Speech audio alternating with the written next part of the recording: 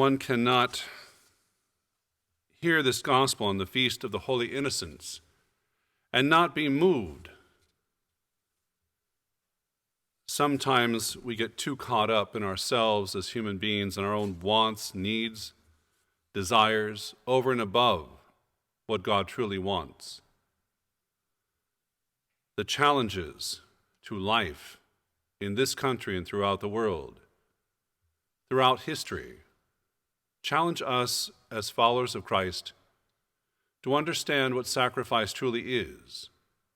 It is a dying to self and a living for Christ. It is embracing inconvenience and hardship at times to bring peace and healing and hope to God's world at all times.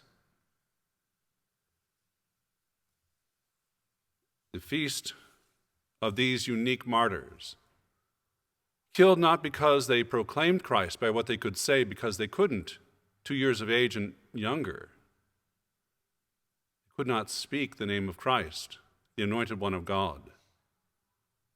And yet, because of Herod's jealousy, because of his rage, because of his own insecurity, he had them murdered.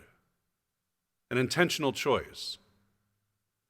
We heard a lot about freedom of choice, freedom of speech, freedom of this and freedom of that.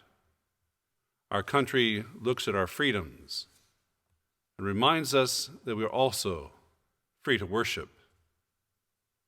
Our faith reminds us that in those freedoms often comes sacrifice of oneself for the greater good of God's presence. Freedom of choice is a deceptive term. Everyone makes a choice. Some choose life, as do the followers of Christ, and some choose death. Whether they are a leader in Israel thousands of years ago,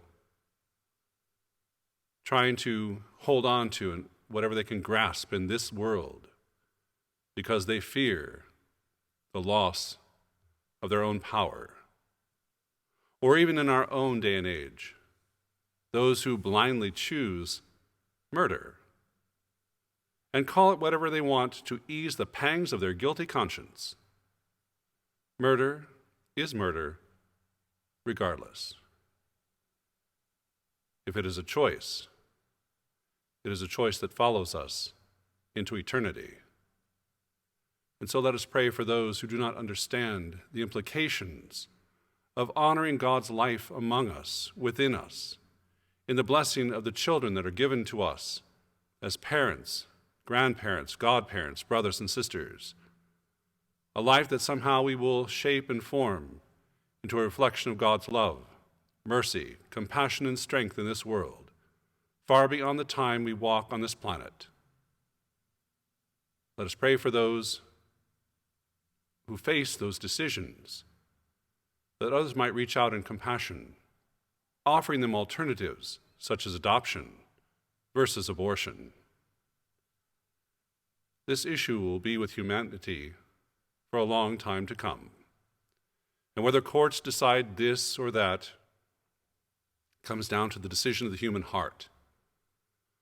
What is most important, not just for today, but indeed for all eternity.